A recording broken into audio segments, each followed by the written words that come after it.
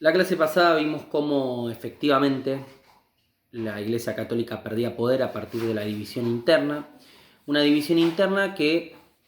fue promovida por Lutero a través del movimiento protestante. Dentro del movimiento protestante había algunas cuestiones que tenían que ver con las características. Primero, el hecho de pensar que Dios estaba en todas partes, lo que habilitaba a la idea de descentralizar el proceso religioso y al mismo tiempo también de evitar no solo la centralización del poder en términos espirituales, sino también al mismo tiempo la posibilidad de que la religión pudiera ser profesada de distintas formas, sobre todo en una lógica poliárquica, ¿no? Eso le quitaba mucho poder, obviamente, a la Iglesia como institución y al mismo tiempo también le impedía poder generar instrumentos de recaudación como la cuestión central que tenía que ver con perdonar pecados, algo que vimos en clase que estaba en aumento en términos de lo que implicaba garantizarse a través del precio del perdón.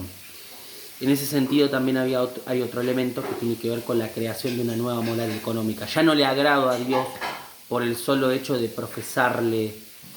mi gratitud, sino que en realidad le agrado por ser exitoso económicamente, por hacer valer mi tiempo en términos económicos, en términos de dinero. Tiempo es dinero y la gracia divina es el resultado de mi capacidad de demostrarle a Dios mi éxito en la tierra. Eso genera una nueva moral económica y habilita a una nueva, si se quiere, construcción de un sujeto que va a analizar la idea de la divinidad sobre su relación directa con el desarrollo económico. Esa cuestión económica de relación directa con la gracia divina va a acompañar al pensamiento político y económico, sobre todo en Inglaterra, de muchos sectores que van a ver en el desarrollo económico y en el crecimiento de la economía la necesidad de empezar a repensar el ordenamiento político. Y en ese sentido es que, como vimos en clase, la burguesía inglesa va a empezar a reclamarle a los reyes, que eran los que tenían el poder político, un espacio de poder considerable en relación a que son ellos los que, a través del control del comercio, tienen el poder económico. Eso en Inglaterra se va a ordenar en el momento en el que sucede un sistema de gobierno conocido como la monarquía parlamentaria. Esa monarquía parlamentaria es el acuerdo de clases entre la burguesía y la nobleza, es decir, toda la familia real, a través del cual la burguesía accede a otorgarle derechos y beneficios a esos sectores sociales a cambio de que le entreguen el poder político. Y eso sucede con un sistema bastante particular que se conoce como monarquía parlamentaria, en donde se crea un parlamento para darle a la burguesía el poder político y se sostienen los derechos y los privilegios de las monarquías, garantizando su supervivencia. Ese sistema de monarquía parlamentaria es lo que hoy garantiza que, por ejemplo, en Inglaterra siga existiendo la monarquía y que al mismo tiempo haya un parlamento y figuras políticas que vota el pueblo. Eso le permitió a Inglaterra en 1680 establecer un sistema de gobierno que 70 años después le va a permitir a la burguesía, habiendo conquistado el poder político, sancionar las leyes necesarias para quitarle poder a la iglesia, quitarle poder a los campesinos, quitarle todas las tierras y reinvertirlo en un proceso que se va a conocer como la Revolución Industrial a partir de 1750, y que va a iniciar con lo que se llamó la Revolución Textil o la Revolución del Algodón, pero fundamentalmente con otra revolución, una revolución comunicacional, que es la revolución del vapor, que es lo que va a permitir posteriormente generar a través del vapor las redes de comunicación más importantes, que van a ser ferroviarias.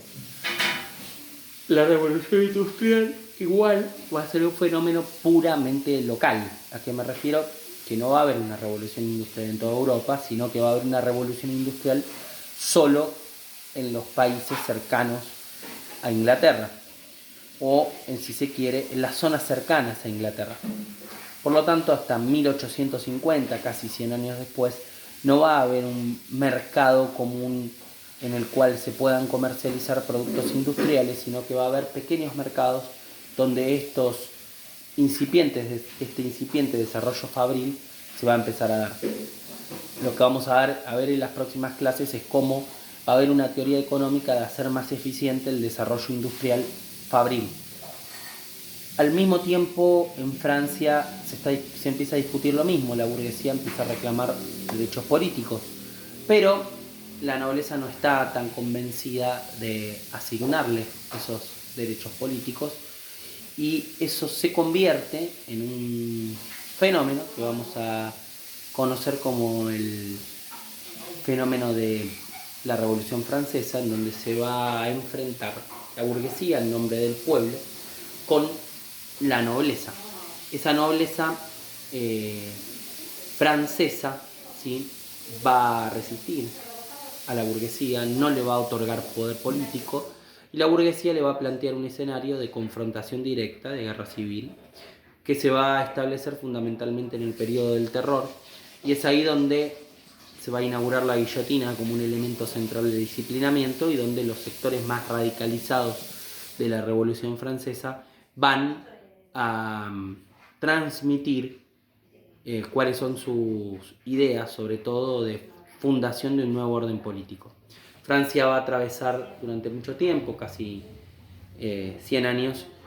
un ida y vuelta entre ser una república o volver a ser una monarquía absoluta.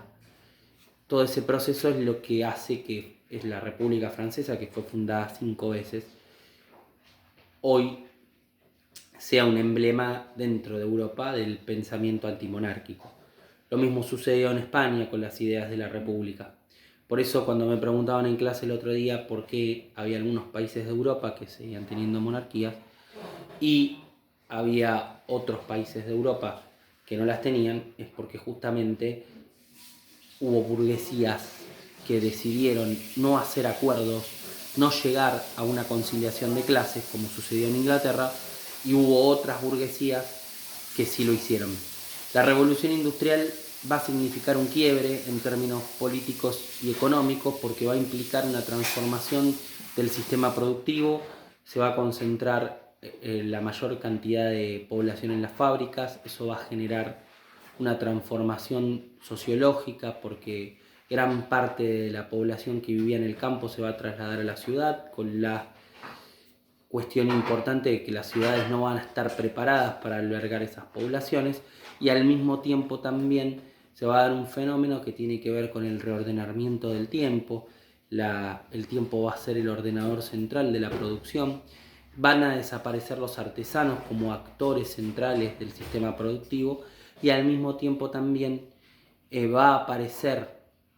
un elemento central que tiene que ver con un nuevo tipo de ordenamiento y disciplina, que es la que se establece al interior de los sistemas productivos fabriles. Todo eso lo van a ver también en un video que voy a subir a la plataforma. Nos vemos.